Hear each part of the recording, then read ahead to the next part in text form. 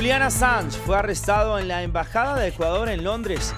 El presidente ecuatoriano Lenín Moreno afirmó que debido a la conducta irrespetuosa y agresiva de Assange, le fue retirado el asilo. El fundador del portal Wikileaks había entrado en la sede diplomática ecuatoriana en 2012. Tenemos reporte desde Londres y también desde Ecuador. La Unión Europea acuerda extender el Brexit hasta el 31 de octubre, luego de celebrarse la cumbre extraordinaria en Bruselas. Por su parte, la primera ministra británica Theresa May dijo lamentar la frustración que la nueva prórroga acordada pueda causar a los británicos. Inician en India las elecciones parlamentarias en un maratón electoral de 6 semanas. 900 millones de electores están llamados a las urnas en estos comicios que se desarrollarán en 7 fases y cuyos resultados se conocerán el 23 de mayo.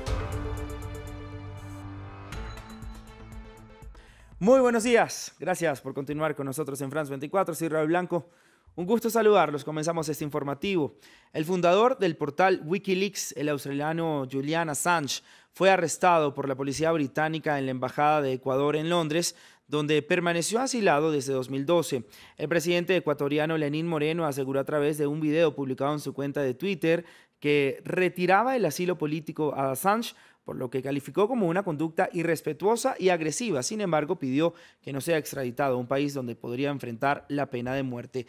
Assange enfrenta cargos en Estados Unidos tras la publicación de documentos confidenciales de ese gobierno relacionados con su intervención en las guerras en Irak y Afganistán. Es la crónica de un arresto anunciado. La policía británica capturó a Julian Assange, fundador de Wikileaks, en la Embajada de Ecuador en Reino Unido, luego de que Ecuador le retirara el asilo político. Las declaraciones descorteses y amenazantes de su organización aliada en contra del Ecuador y sobre todo la transgresión de los convenios internacionales han llevado la situación a un punto en que el asilo del señor Assange es insostenible e inviable. Ecuador, soberanamente, da por finalizado el asilo diplomático otorgado al señor Assange en el año 2012. Moreno, sin embargo, pidió que Assange no fuera trasladado a donde pudiera enfrentar pena de muerte. Por su parte, el expresidente ecuatoriano Rafael Correa condenó la decisión de su predecesor, a quien calificó de traidor. El mayor traidor de la historia de Ecuador y América Latina, Lenín Moreno, permitió que la policía británica ingresara a nuestra embajada en Londres para arrestar a Assange. Moreno es un hombre corrupto, pero lo que ha hecho es un crimen que la humanidad nunca olvidará. La relación de Assange con Ecuador se quebró después de ser acusado por el gobierno del país andino de filtrar información sobre la vida personal del mandatario ecuatoriano. Assange estaba refugiado en esa embajada para evitar ser capturado por las autoridades suecas por presuntos delitos sexuales desde el año 2012. Ahora su destino es incierto. Wikileaks denunció un presunto complot de la CIA contra Assange.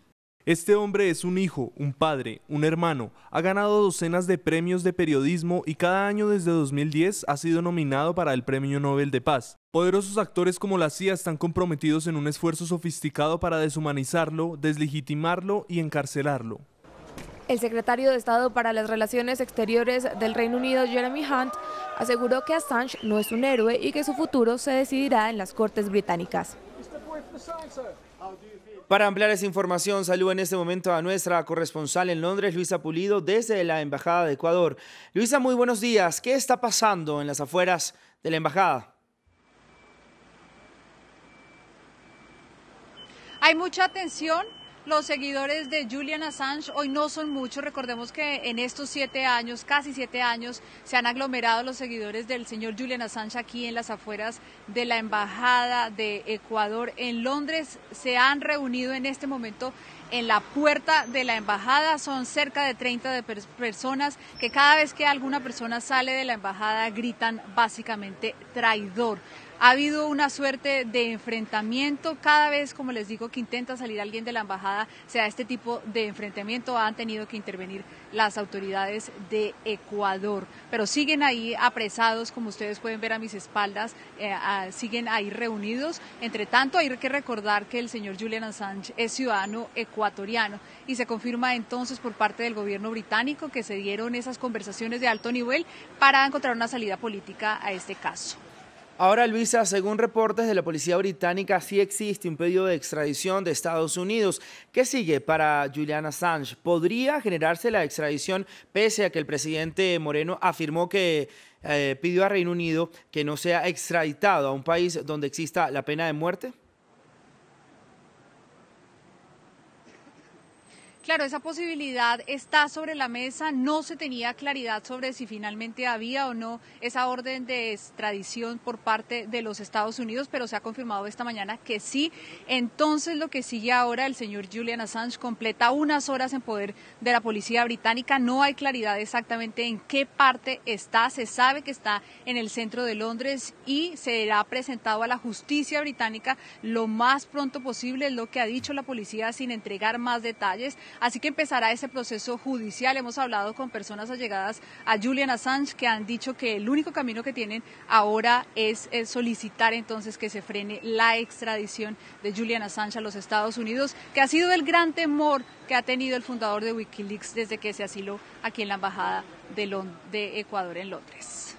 Luisa, gracias por la información y desde Londres nos vamos hasta Ecuador, donde nuestro corresponsal Gustavo Ortega tiene todos los detalles tras esta detención. Gustavo, muy buenos días para usted.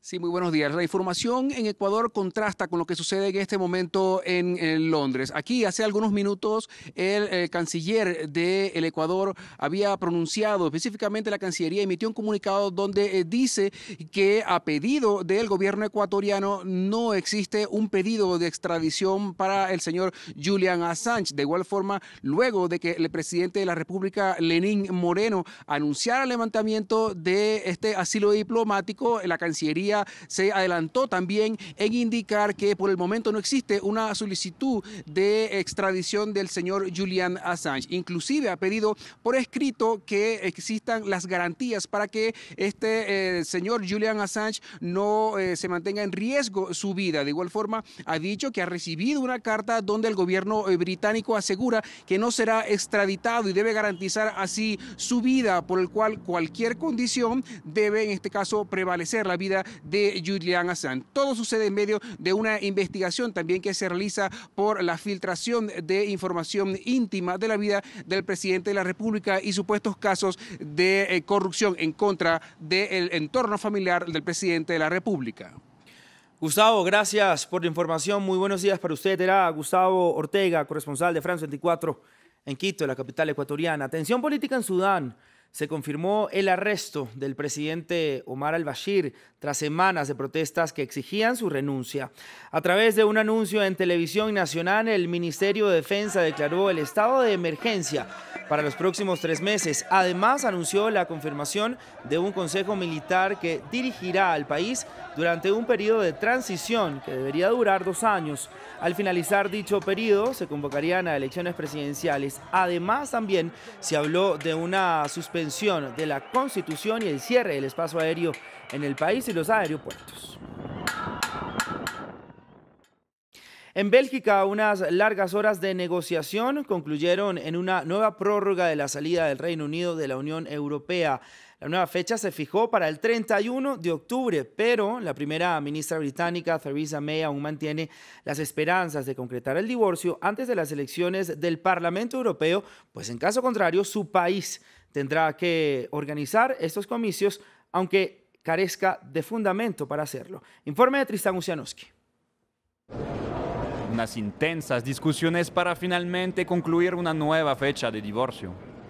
El Reino Unido deberá marcharse de la Unión Europea antes del próximo 31 de octubre. Enésima concesión de los 27 socios, poco interesados en un Brexit duro que supondría un desastre económico. Esta extensión es tan flexible como lo esperaba y un poco más corta de lo que esperaba, pero sigue siendo suficiente para encontrar la mejor solución posible. Por favor, no desperdicien este tiempo. Do not waste this time. El acuerdo alcanzado estipula expresamente que si Gran Bretaña continúa formando parte de la Unión durante las elecciones del Parlamento Transnacional, previstas del 23 al 26 de mayo, deberá organizar la votación en su territorio. Si no, se dará una separación forzada el 1 de junio. La mandataria británica dijo entender la frustración que pueda generar esta nueva extensión, pero aseguró que una salida a finales de mayo sigue siendo alcanzable. Lo que necesitamos es estar seguros de que tengamos un acuerdo en el Parlamento, seguir adelante con la adecuada legislación ratificada que nos permite irnos. Quiero que dejemos a la Unión Europea con un acuerdo para un Brexit ordenado lo más pronto posible. Esta decisión nos permite hacerlo. Tras horas de tire y afloje, pareció que Francia fue la que hizo trasnochar a toda Europa, pues Emmanuel Macron, divergente ante sus socios, quería una prórroga lo más corta posible. El papel de Francia en estos momentos es tratar de mantener sus principios. Es cierto que la postura mayoritaria se ubicaba en dar una extensión muy larga, pero desde mi punto de vista no era lógico y sobre todo no era bueno ni para nosotros ni para los británicos. Hasta el momento, ha sido más fácil para May convencer a 27 estados que a sus congresistas. Una pelea que sigue de largo y que podría costarle su puesto.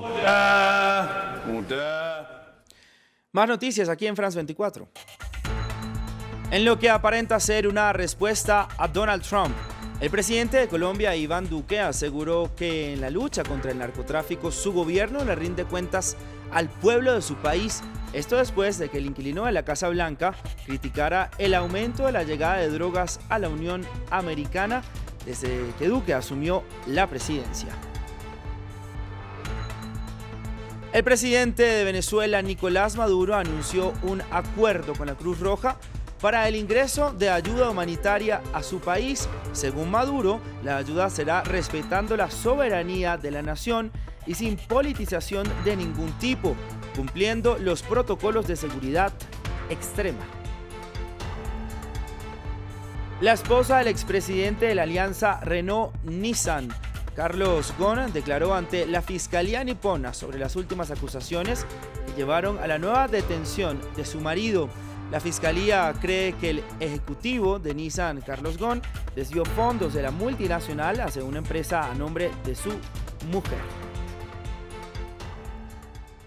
Y congresistas peruanos reaccionaron tras el arresto preliminar del expresidente Pedro Pablo Kuczynski.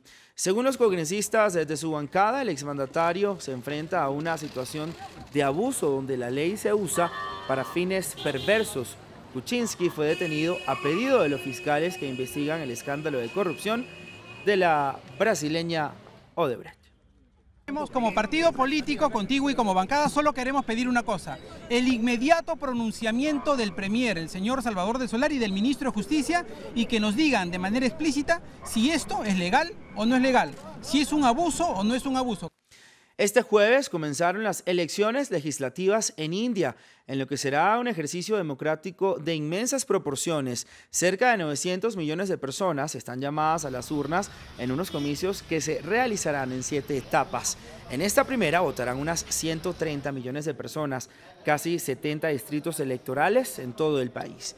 El primer ministro Narendra Modi busca su reelección y para ello apela a un discurso nacionalista que algunos sectores consideran divisivo. Veamos el siguiente informe. ¿Narendra Modi o Rahul Gandhi? ¿Cuál de los dos será el próximo primer ministro de India?